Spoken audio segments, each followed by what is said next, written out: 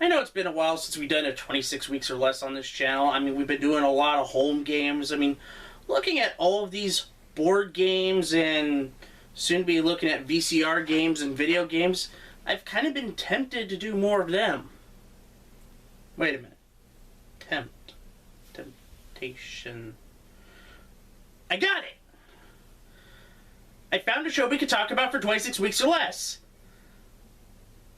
Let's go back in time and take a look at mental chess that is known as temptation. Ladies and gentlemen in our studio audience, you are about to see a test of nerves, a game of temptation and psychological warfare. The stakes at this table today have a value of $7,000. There will be moments when the players will appreciate your complete silence.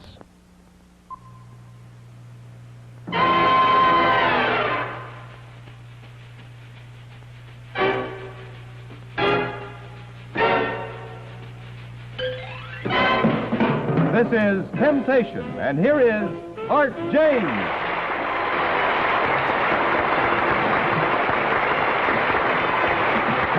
Thank you very much, everybody. Welcome to Temptation. Hosted by Art James, Temptation 67 features 3 contestants trying to outfox one another to win various prizes ranging in the tens of dollars to the thousands of dollars, well, depending on the round, of course. On its surface, there isn't much to the show, but my question is this. Is this show something of a ground zero for some of the all-or-nothing prisoner dilemma shows that we saw in the 2000s and 2010s? Honestly, I think so, and we'll take a close look at that when we talk about the gameplay. But first, who do I want to talk about? Art James. The host, of course. Because that's what we do on this show. After a successful run on Say When, Art James spent some time doing fill-in announcing on various shows before landing the hosting gig of Temptation. Art here played up his role of the devil in the desert quite well. On this show, I wanted to bring up the wardrobe. For this show, his attire is that of an old riverboat captain, and it makes a lot of sense for him luring a bunch of gamblers down the river and seeing which one will drown the others after taking all the prizes. Art wasn't as bombastic as he would be on shows like Blank Check or Catchphrase or The Magnificent Marble Machine. He was cool, calm, collected, and brought out the serious nature of the show, and definitely built up the tension when needed, especially in the final round. And like his peers, Art James was very malleable to whatever show he was doing. He could be excitable, he could be calm, he could be a great quiz master, he could be all of those things.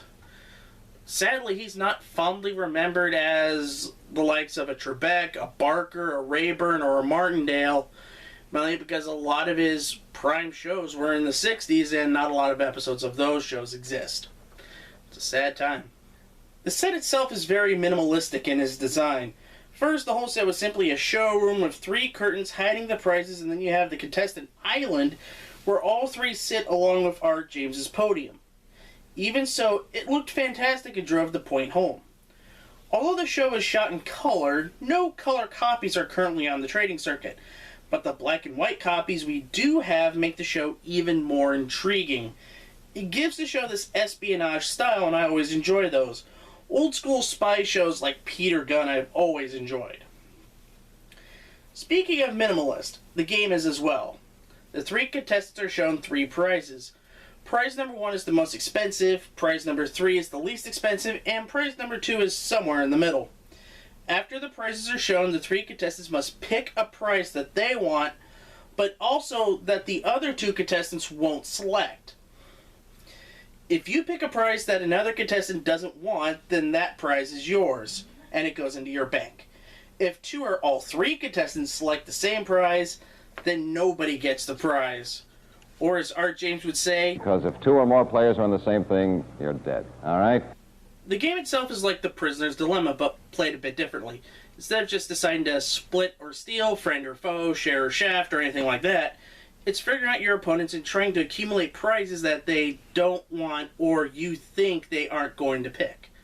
What also helps is the 3 wildly different values of the prizes, because it adds the mental mechanic of this. Do I take the prize of highest value to try to build a lead, or do I take the least expensive prize because it is almost a guaranteed score and I can bulk my score up that way? I always like that in Temptation.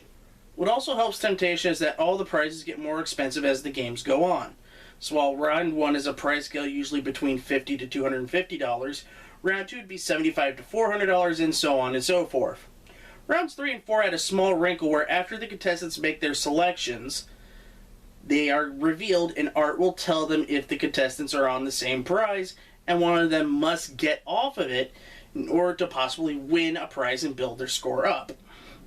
It's especially vital because of how valuable the prizes are, especially in rounds 3 or 4, with the number 1 prize in round 4 sometimes going as high as $1,300. As we all know, that could go a long way towards winning.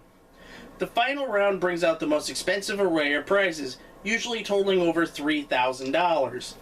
This round is played like the first 2, but with the big wrinkle being this. If a contestant is the only one to get a prize, they win all 3 prizes available on stage. That wrinkle usually gives the contestant the game and the opportunity to win more prizes in the next game and allow a lot more pressure on the contestants that are behind. Now the thinking is, do I take the most expensive prize and really bolster my score, or do I take a lesser prize because the others might take the most expensive prize or the number 2 prize so I can win all 3 prizes and win the game that way? I have to admit, there are a lot of variables in this game, even though it's simplistic, and you could do a good dissertation just based on this game. And I think that's what I really like about the show. It's simplistic in nature, but the absolute mental chess being played here is intriguing to watch. I hope that more episodes of this are found someday, but unfortunately that's a pipe dream because apparently they've all been erased due to the practices of the time. Either way, do check out the few episodes that are out there on YouTube, or if you can, go to the UCLA archives. They're there as well. So what kind of caused this show to be canceled? Well, the whole game is essentially laid bare after 5 minutes, and there really isn't much variation to the game. So, if you've seen the first 5 minutes, you've essentially seen the entire game. It kind of falls into the same pothole as How Much Is Enough did. But the more interesting story is what it was canceled for. Now, we've talked about on this channel the story of how David Letterman's 90-minute talk show in 1980 pretty much caused a chasm in the NBC lineup, causing Hollywood Squares, High Rollers, and Chain Reaction to be canceled for it. That kind of pales in comparison to what happened to ABC in 1968. On March 4th, 1968, ABC took back the 10 a.m. time slot, which was then used by local stations, the 10:30 a.m. time slot, which I believe was used by Donna Reed. There was the 11 o'clock time slot, which was used by Temptation, and the 11:30 time slot, which was How's Your Mother-in-Law, and 11:25, which was a 5-minute news with a woman's touch type of deal. All of those shows were canceled for a 2-hour Dick Cavett. And this is preceding, I think, Good Morning America, or Good Morning America debuted in the 70s. I don't remember which. I'm not up on my ABC scheduling. But that show only lasted 9 months. So at the beginning of 1969, the Dick Cavett show was canceled and ABC essentially gave up on AM programming and gave 10 a.m. to 12 back to the local affiliates. So I believe a lot of syndicated shows thrived in that morning time slot. I kind of believe that What's My Line and To Tell the Truth appeared in that morning time slot in a lot of stations in 1969.